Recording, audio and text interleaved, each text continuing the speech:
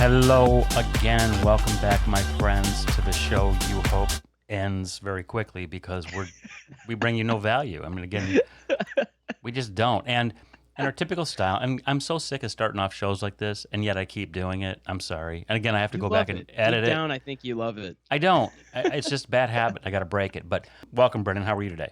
Yo, yo, yo, I'm doing good. I just gotta say that startup music that we got, that is some slick. I dig it, man. It's kind of music that plays when you head into a bar in Europe. Basically, it's this smooth house music. Oh, yeah. In fact, that's what it is. And, I'll have you know that I spent over 41 minutes researching clips to buy, and I spent $15. People say this is not a first-rate operation. I have to disagree because we spent $15 on that music, and it's 30 seconds. I mean, this is not just some 5-second clip.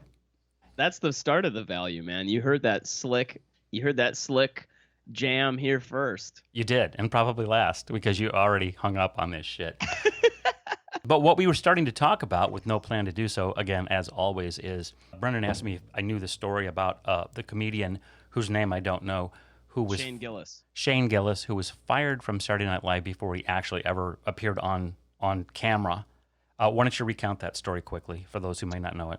Yeah, no, so just briefly, Shane Gillis got cast on SNL and Saturday Night Live, and he ended up, before he could even have his first episode, they fired him because some reporter had gone through and basically dug through years of Shane Gillis's tweets and content and all kinds of stuff and found one time where he once used the word chink to describe Chinese people, which means now I'm going to be canceled because I just said it. And then did an impression, sort of Asian character for a second on this podcast that he recorded. And then SNL fired him. They were forced to fire him because there was this outrage.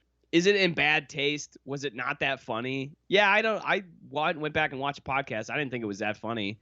Was it in bad taste? You can argue it was in bad taste, but should the guy get fired and all this stuff? I mean, this is an old argument, but I'm just bringing it up because like it feels very relevant. I know what you say. I think it's so inappropriate. People make fun of the ethnicity, and they you better than me. You think you white? You better than me because I Asian? I just think that's just fucked up, as they say in American culture. I just think that I'm so sick of people do this shit. They make fun of us. American citizens.